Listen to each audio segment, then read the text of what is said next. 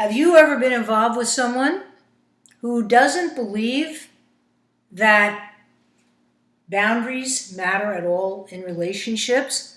Who has some idea that they can just do or say basically anything they want with reckless abandon, and it's okay. And the reason they feel this way is not so much out of a sense of entitlement, which would be very narcissistic. It's because they grew up in a dysfunctional household where there really weren't very many, if any, healthy boundaries being observed. And because children learn mainly by demonstration, they may not know that you don't just walk into a house without knocking on the doorbell or go into the bathroom without making sure that no one else is in there. You don't just decide that you're going to take somebody on a date and then, without asking them, practically maul them physically with your amorous intentions and expect them to just go along with it because you want it. And you want it now, and that's the way it is. Have you ever been involved with somebody who behaves this way and has no idea why people turn away again and again and again, and they lose acquaintances who never even get to the point where they could be called friends because there is such a sense of violation, such a sense often of disrespect and inconsiderate behavior, and yet the person has no concept of what they're doing that is so off-putting. Hi, I'm Beverly Brown, and I have an action plan to share with you today. This is part of my series on Codependency Revealed, Fallacy number 3, Boundaries don't matter. Honoring boundaries doesn't matter. This is a terribly damaging belief, and it's part of the old BS, the old belief system that often plagues codependents who have grown up in these very dysfunctional homes where there was so much chaotic activity occurring that the niceties of life, so to speak, the healthy boundaries, the clear levels of behavior that really are life-enhancing, didn't happen. Because people were scrambling, struggling, running around often in very helter-skelter ways, just trying to survive, just trying to get the eggs and bacon on the table in the morning, just trying to make sure that the kids, for example, had underwear that was clean, socks to wear, sneakers that fit, that the school bags managed to get to school with the kids and the kids got there on time. And there was mayhem very often in that process. And so nobody thought about bothering to tell them that the parents are not really supposed to walk around stark naked, or that the children are not necessarily supposed to be sleeping in the same bed as the parents, or that another healthy boundary is you don't call people late at night when you know that they go to sleep early. You don't decide that your neighbor is going to take out your big garbage can because you're away and just call them and inform them that they're expected to do this. You ask. You ask politely and respectfully. And if they can do it, great. And if they can't, you make sure they know you're going to be just as fond of them whether they can or not. These are a variety of seemingly minor examples, and yet they're not minor. Because the fact of the matter is that I've worked with so many clients over the years who do suffer from codependent behaviors when we first start our coaching sessions together. Often they're in states of total frustration and mystification as to why people who they often share tremendous amounts of interests in common Don't get to the point of deep friendship with them because they are feeling alienated from them. They're feeling antagonized by the lack of respect they feel because the person doesn't honor boundaries. Here's another boundary, for example. I worked with a client years ago in New York City for a number of months who had a habit of borrowing money from friends, showing up to go out to dinner or lunch, and when it would come time to pay the bill, he'd say, "Oh, geez, I left my wallet at home. Don't worry, I'll owe it to you," and never repaid. Very often, he would ask people if he wasn't well or whatever to go and shop for him. And they'd be happy to do it, bring the groceries. And he'd say, "Oh, I don't have any cash in the house. I'll give you a check." And then he'd take out the bank book and he'd take out a check and then he'd look in the register and he'd say, "Well, I've got to transfer money. I'll owe it to you. Don't worry, I'll send you a check in the mail next week." Never happened. And then he wondered, why don't these people want to do things with me? Why don't these people want to do favors for me?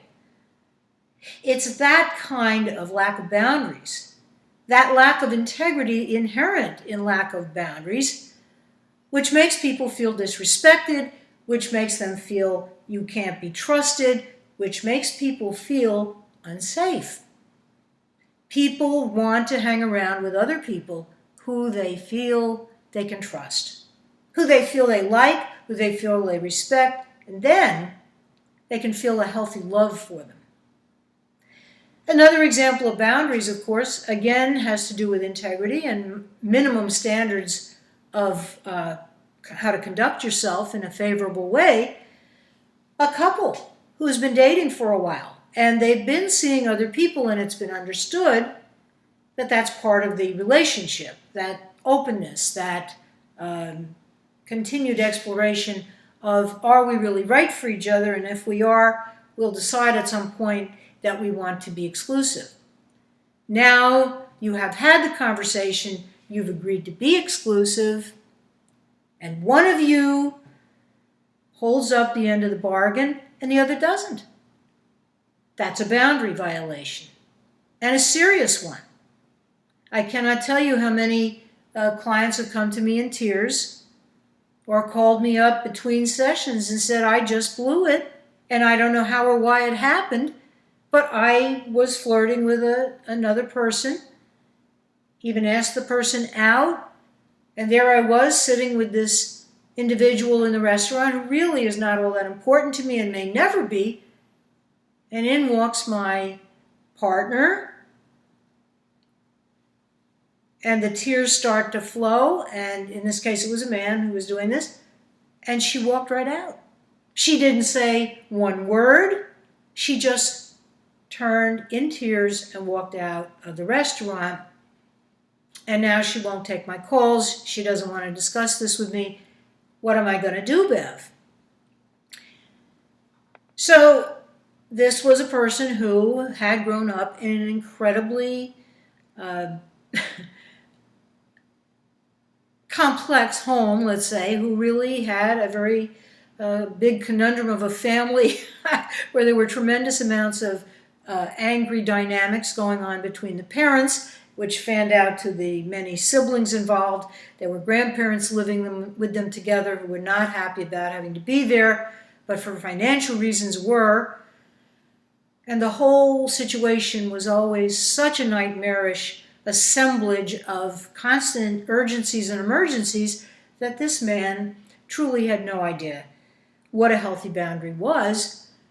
And I'm not excusing his actions. I'm simply saying that until we did the work together in the coaching sessions and he got some clarity about the fact that your word is your bond and boundaries do matter, and that he had had a pact with his girlfriend which he had not taken seriously, and he had now lost her trust. And he started to understand that consequences happen as a result of actions taken and lead either to what he wanted, which was to continue the relationship with her, but on a new level now because he had learned something that he had not known before, which is that his word does have to mean something. He does have to follow through by his actions, and that words are in and of themselves mean nothing. It's what do you do in light of what you've promised. Do you carry through? Do you keep your word? A critically important boundary. Are you able to persevere?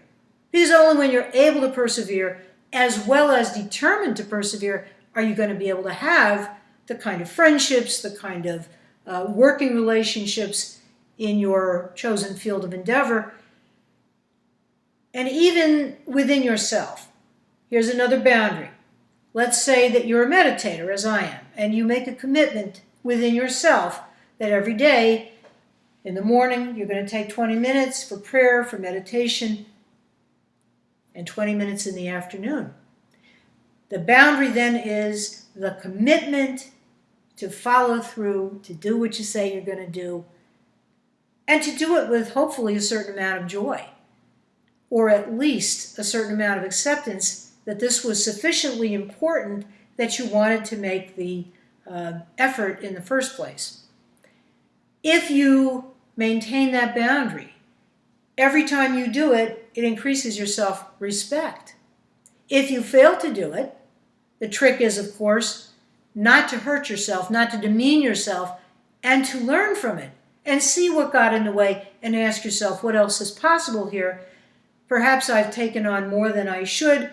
Maybe the wisest thing is to say, all right, maybe 10 minutes in the morning and 10 minutes in the afternoon. Allow for flexibility and understand the importance of the follow-through. Boundaries.